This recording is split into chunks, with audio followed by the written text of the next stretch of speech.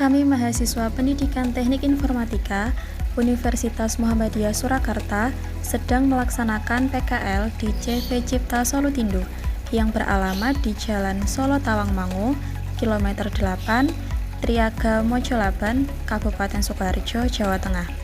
CV Cipta Solutindu merupakan perusahaan yang bergerak di bidang teknologi dan informasi, di mana berperan sebagai media jasa teknologi informasi. Perkenalkan, nama saya Ida Fitriandreni, NIM A7101884 dari Prodi Pendidikan Teknik Informatika. Perkenalkan, saya Novela Imawajia, NIM A710180114 dari Pendidikan Teknik Informatika. Perkenalkan, nama saya Sri Utami, NIM A7101811. Terima kasih. Wassalamualaikum warahmatullahi wabarakatuh. Selamat sore Bapak, kami dari mahasiswa Universitas Muhammadiyah Surakarta dari Prodi Pendidikan Teknik Informatika ingin mengetahui lebih mengenai CV Cipta Solutindu ini. Perkenalkan, saya Novela dan rekan saya Ida. Saya Tami. Bapak boleh perkenalan dulu? Ya, nama saya Anton, Mbak. Lengkapnya Antonius Irawaneko, biasanya panggil Anton. Pak Anton. Salam kenal ya Pak. Langsung saja nggih Pak. Iya. Pertanyaannya yang pertama itu, sejak kapan sih Pak perusahaan ini CV Cipta Solutindu ini didirikan?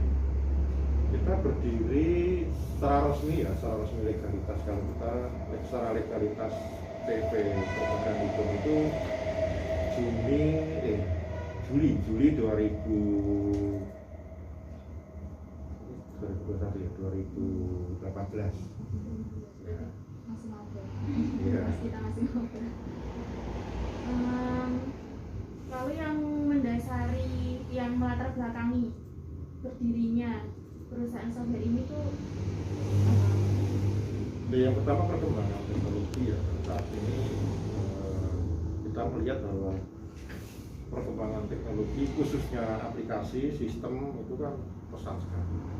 Cuma tidak semua orang itu memahami. Artinya orang ingin menerapkan sistem di perusahaan atau usahanya kadang-kadang berpikirnya sistem itu satu pasti mahal, kedua pasti sulit mempelajari, ketiga repot kan gitu. Padahal sebenarnya kan sistem aplikasi itu membantu kita. Kita memang mendirikan ini salah satunya mungkin memang di Surakarta dan sekitarnya yang murni software development, membuat software belum banyak ya, mungkin beberapa kita tahu lakukan itu. Kita memang ingin lebih di sana. Kedua, mensosialisasikan penggunaan sistem dan aplikasi secara lebih luas masyarakat. Ketiga, memberi pengertian sebetulnya bahwa aplikasi itu ya tidak semua yang dibayangkan, apalagi sekarang tidak selalu yang dibayangkan, tidak menakutkan yang dibayangkan.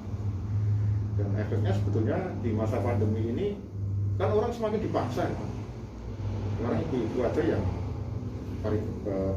bisa dikatakan buta teknologi pun sekarang harus tahu teknologi kan, minimal Zoom gitu.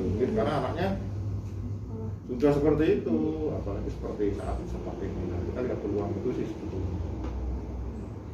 Jadi ini karyawannya udah banyak Pak? Kita yang di sini setempat yang full ya, full artinya kerjanya full time itu 4, kemudian ada 1 yang WFH itu di Magelang untuk mengenai desain itu. Yang fix full berarti 5 orang. Yang ditawarkan di perusahaan Bapak ini betul selain software? Iya, kita memang titik fokusnya di software sama aplikasi. Softwarenya yang online ya, bukan desktop, di online, bukan di Android. Sama juga pembuatan website, kita juga layani juga website. Itu pakai bahasa yang membuat website itu menggunakan PHP, kita kalau untuk bahasa pemrogramannya PHP, semua ada PHP.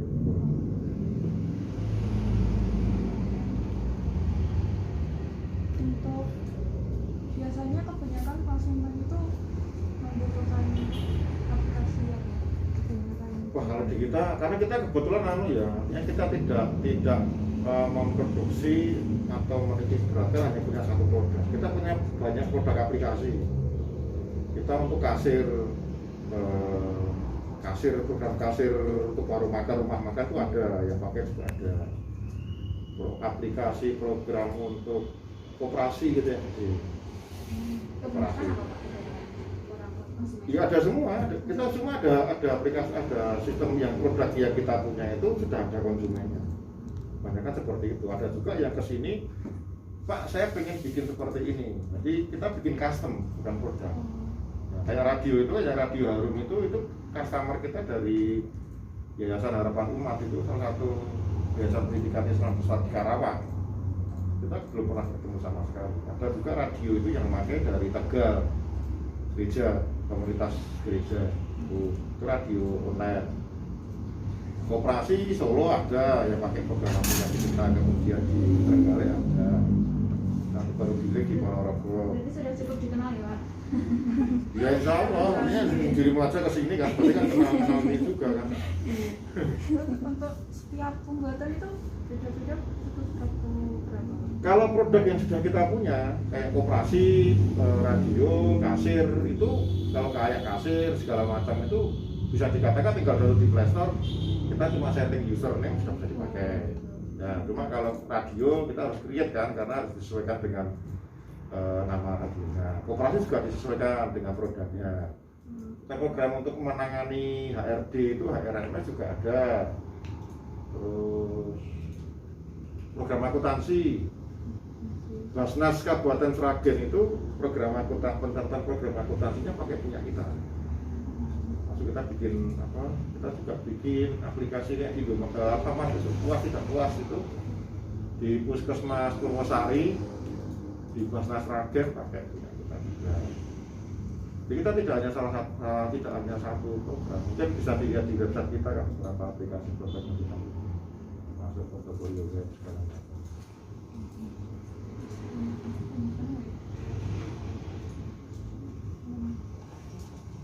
Kendala yang sering ditemukan saat membuat salah satu pemrograman apa? Ya kalau kendala saat ini itu sih di kesiapan sumber daya manusia pelaku program. Karena misalnya ini salah satu perusahaan ingin menerapkan sistem akuntansi yang sudah tersistem gitu. Tapi SDM yang melakukannya belum sampai ke sana. Biasanya sudah melakukan manual. Mereka selalu pakai Excel kayak gitu. Sebenarnya kan bisa, begitu kita sistemkan dengan program akuntansi. Kalau misalnya, saya input salah nih, prosedurnya bagaimana, itu harus sesuai dengan peraturan akuntansi yang ada. Kalau di Excel tinggal hapus saja, ganti kan bisa. Itu kebanyakan di sumber daya manusia yang nanti mempergunakan aplikasi sistemnya sih, rata-rata seperti itu. Kalau aplikasi sistem kan kita sudah ada standarisasi semuanya. Misalnya program akuntansi ya kita nanti perlunya mengikuti dari pedoman standar akuntansi keuangan misalnya gitu. Kalau koperasi juga kita kan perlunya sudah ada. Rata-rata memang di sumber daya manusia pelaku yang nanti mempergunakan atau usernya kadang tidak siap gitu. Sama kayak dulu kan, ibu-ibu begitu anaknya pakai Zoom-Zoom, Google Meet itu bagaimana kan tidak siap juga. Tapi terpaksa, pada akhirnya juga mau nggak mau kan sekarang besok 14-an ibu-ibu ketika ada Zoom karo Mitra, itu malah tiktokan malah. Kalau dari aplikasi itu ada dari pihak usernya itu ada yang konflik kayak seperti kayak gangguan atau Ya pasti. Beberapa memang komplain itu lebih bukan gangguan beberapa kali ya, kayak kemarin kan yang namanya operator HP Aceh kan itu dari provinsi itu juga.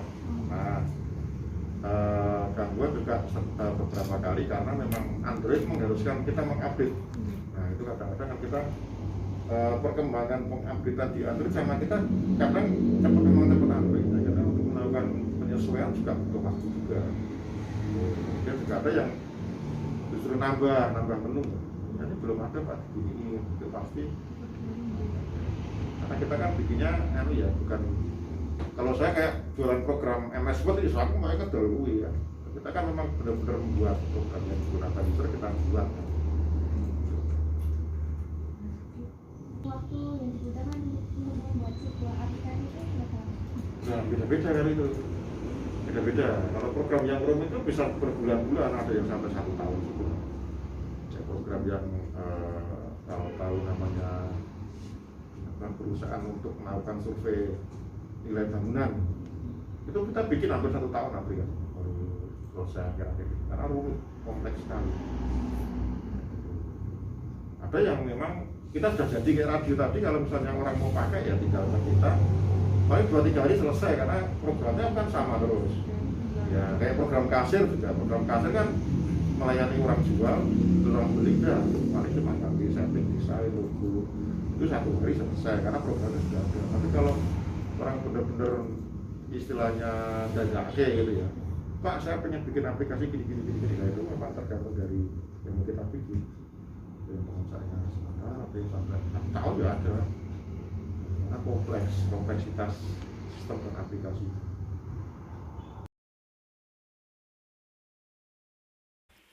Berikut adalah beberapa aplikasi Android yang telah dibuat oleh CV Cipta Solotindo, yaitu ada KSPPS Madani Member, Suara Akurat, Radio Harum, Mozaik, dan yang terakhir ada GBIS Sola Gratia Solo. Kita akan membahas salah satu dari aplikasi Android ini, yaitu dari Radio Harum. Radio Harum ini merupakan aplikasi radio streaming. Kita dapat mendengarkan radio streaming ini dengan menekan tombol play ini yang tengah, dan kita juga dapat melakukan siaran langsung dengan menekan tombol atau tools recording. Kemudian di sini juga terdapat link Facebook, yaitu dari Sekolah Islam Terpadu Harapan, dan juga Instagram.